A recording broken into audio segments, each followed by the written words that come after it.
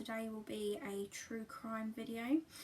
It won't just be a true crime video though, I'll be doing my adult colouring as well, because I know sometimes it's not really that interesting when you're just watching someone talk about true crime. So yeah, I will be doing my adult colouring. I will be filming that along the way, but I would like to make a disclaimer as well that this story will involve things like murder and suicide, etc. This story is based in Blackpool in the UK. If you like my content, just hit the like button and subscribe. Without further ado, let's get on into the video. So this video will be about a man called Stephen Akin-Morrell. Excuse me if I can't pronounce it correctly. I'll probably do that a lot in this video. So as I said in my intro, I'm going to be doing some adult colouring as well. I have already done some of it. This is from the book Worlds Within Worlds by Kirby Rosanus. I haven't pronounced his name right, but he is one of my more favourite authors for colouring books. Also, sorry about the angle. It was the best that I could do. I haven't got a camera yet, so I'm recording on my iPad. That's probably why the video quality isn't that good. So yeah, as I was saying, this video will be about a man called Stephen Akin-Morrell. He was born in 1977. There's said to have been at least 5 murders on record that he was accused for. The murders were committed between 1995 and 1998, and he was arrested in 1998. That was for his first one that he got caught for. So let's start with the first victim that was found. So I say that because it wasn't actually his first victim. It was just the first one that was found. So his first victim was actually a couple. So I suppose you could say it was his first and his second. So this was an elderly couple on a resort in Blackpool. So this was the murder of Eric Boardman, the age of 77, and his wife Joanne, 74. So they were both found in their home in Bispham, near Blackpool. He was actually arrested on the 1st of November, but they were found on the 30th of October. It's actually really sad. They were found by their daughter, which is quite sad really, because the post-mortem actually suggested that they were severely beaten. Mr. Boardman sustained head, neck and face injuries, severe head, neck and face injuries, and Mrs. Boardman had neck injuries as well. Mr. Boardman was found in the hallway underneath a toppled over cabinet, and Mrs. Boardman was found in the living room just on the floor. Mr. Boardman had something called a cosh that was underneath him. I didn't know what a cosh was, so what I'm going to do is I'm going to insert a picture in here for you, because yeah, I didn't know what it was. It's just like a mallet, I suppose, or like a hammer. But what Stephen had done is he had formed it out of batteries. So he'd got some batteries and bounded it together to form a cosh. a post-mortem inquiry was put together because they weren't sure how they died. It was later found out that they actually died from strangulation, not the beating. So yeah, that was registered as a strangulation death. About a week after, he then got arrested for his third victim's murder, which was Jemima Cargill. She was 75 and she lived on the same resort as the Boardmans. I did find in some of my research that somewhere it said that Jemima was Stephen's landlord at some point. I'm not quite sure how true that is. I don't know because it was only mentioned a couple of times. But yeah, so she actually died in a flat fire, obviously different to what the Boardmans died from. And she actually died the month before the Boardmans, so that was in October that she died. And detectives were actually worried as well, because there was an elderly man that lived on the same resort that had gone missing around the same time. So they didn't actually know, they didn't know if it was linked. If maybe Stephen had something to do with that elderly man that was missing. I don't think he was linked with it because there's no sort of articles about this man elsewhere. Sorry, my pencil keeps going blunt. It's because they're blending brushes, so they go blunt quite quickly. Where was I? So yeah, he was arrested for the murder of Mrs. Cargill on the 6th of November, after she died a month prior to that. And then on the 9th of November, he was then accused of his fourth victim's death, or shall I say arrested.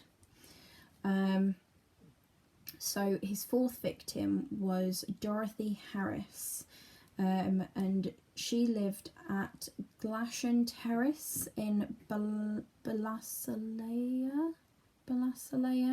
in the Isle of Man. So she was said to have died in February 1996, and it was later found out that Stephen actually lived in the Isle of Man between 1988 and 1996. So after they found out this, that he was linked to her death as well,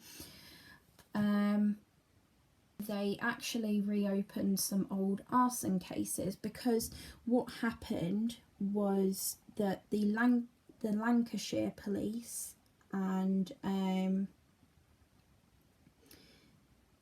the Isle of Man police, they actually joined forces for some reason. I'm guessing they found out that he used to live in the Isle of Man, so they joined forces to see if there was any deaths in the Isle of Man while he lived there. So yeah, after they'd found out that he had killed Dorothy, they opened up a load of old arson cases, because Dorothy had died in a fire as well. So they opened up a load of old arson cases that they thought to be suspicious, and they thought that could be linked with him. So they did actually look into the case of Dorothy's further, and they did manage to arrest him, which was good. After reopening all of those old arson cases, the police then sort of started contacting the relatives of obviously the people that had died in those arson cases, to see if they could get any new information, or any sort of evidence that was suspicious. They also put out an appeal for information that people had on Stephen, who lived in the area with him. He lived in Castle Tower and the Douglas area before he moved to Blackpool. If you've been to the Isle of Man, I'm guessing you'll know where that is. I'm not very good with my geography, so I don't really know where that is, but yeah, they set out an appeal for people to pull through some information that they had on Stephen the time that he was living in that Castle Tower and Douglas area, before he moved to Blackpool, just so that they could help with the case, sort of any evidence that they had that would link up with the arson cases that they had reopened. So after that, they actually found the 5th victim, which was Marjorie Ashton. She was found in her home in Ballysalea in, I can't pronounce it, Ballysalea in May 1995. So she was living in the same sort of area as Dorothy, the 4th victim. So he was later charged for all of these murders in December 1998, because they had all of the evidence for all 5 murders, and they obviously knew that he was the one that had murdered all these people. And actually Mrs. Harris's murder was said to have been the only unsolved murder in that area sort of around that time in recent years, before they charged him. So before they charged Stephen, that murder had actually been unsolved for years, and it was the only one that they had on record for years. Oh my god, I'm going to need to sharpen my pencil again to get all these tiny branches. So obviously he went to prison shortly after he was arrested.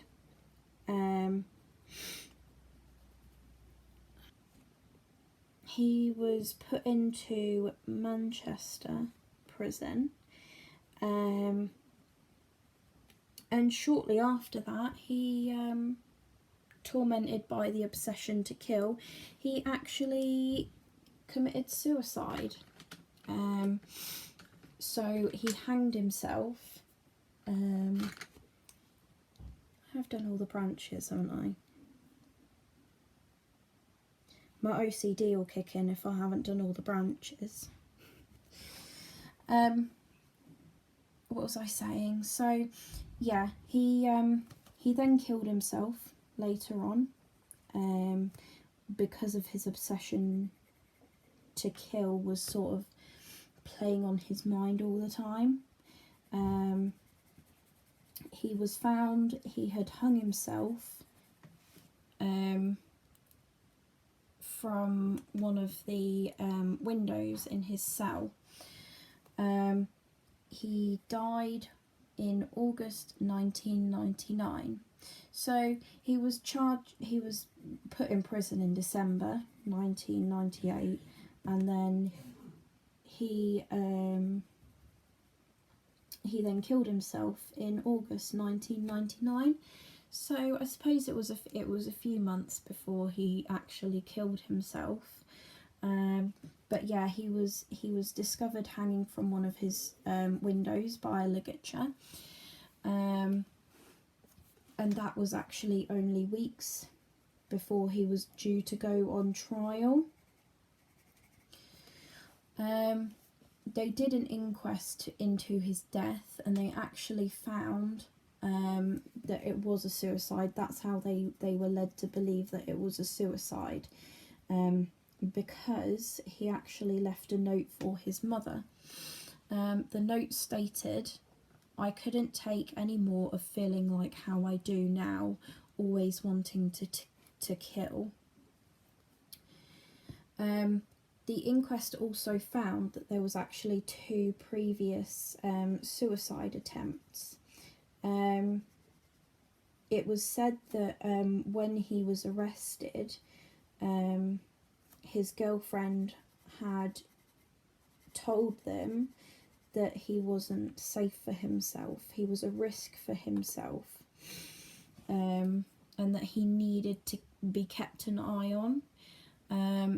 So yeah, Amanda Filch, his girlfriend, had, oh sorry, it was Amanda Fitch, not Amanda Filch, had warned the prison that he was a danger to himself.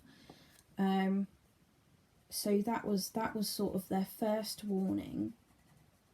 And he had also gone to see the prison doctor. Now I'm probably going to pronounce this wrong. His name was Andrzej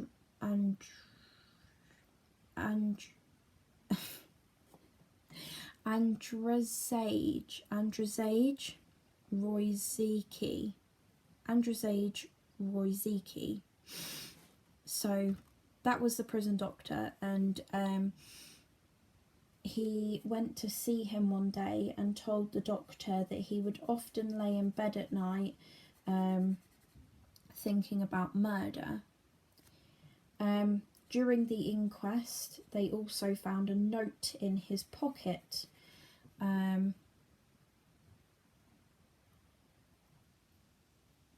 It said, "I know it's not right always thinking like this, but it's always on my mind. I can't help the way that I feel. What I did was wrong, and I know that, and I feel for them, but it doesn't mean I won't do it again."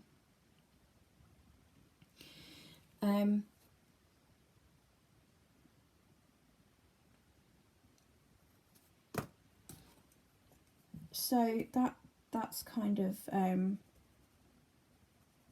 a bit worrying, really, if you think about it, if you sit and think about that. He was put into a segregated unit when he was put into the prison. So he was put in there in August 1999. Oh no, sorry, he was put there when he first went in, so that was in December 1998. And in August 1999, he made his first suicide attempt. After his first suicide attempt, he was then put on a ward. So he was put on a healthcare ward on a self-harm watch. But he later had to be moved because they found that he was sharpening toothbrushes and fantasizing about taking the female nurses hostage. So yeah, he was then put back into a segregated unit, and that was then when shortly after that, that was when he was found dead in his cell. It was 2 days after he had been moved from the healthcare unit that he was found hanging in his cell. It does say on the record, though, that he was still on a self-harm watch, but somehow, he had managed to slip through the net and hang himself 2 days later. So yeah, he never actually went to trial. He was arrested for the crime, but he never actually went to trial because he killed himself before he could actually go to trial. It was only if I remember rightly, I think it was only a couple of weeks before he went to trial.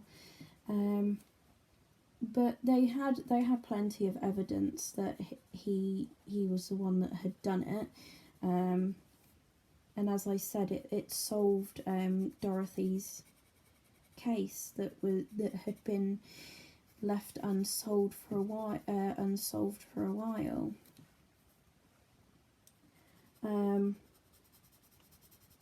So that's that story. I didn't think that I'd get this colouring done because I'm a perfectionist. All I've done is the branches and started the leaves. What I'll do though is I will finish it in my next video. Oh no, actually what I'll do is I will do a time lapse of it. So I'm just going to finish off this bunch of leaves. And then yeah, what I will do is I will finish it in a time-lapse video.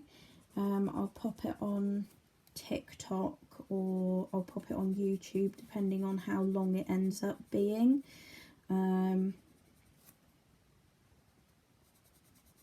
Because there is a lot to go through, because I do like to blend my colours out eventually.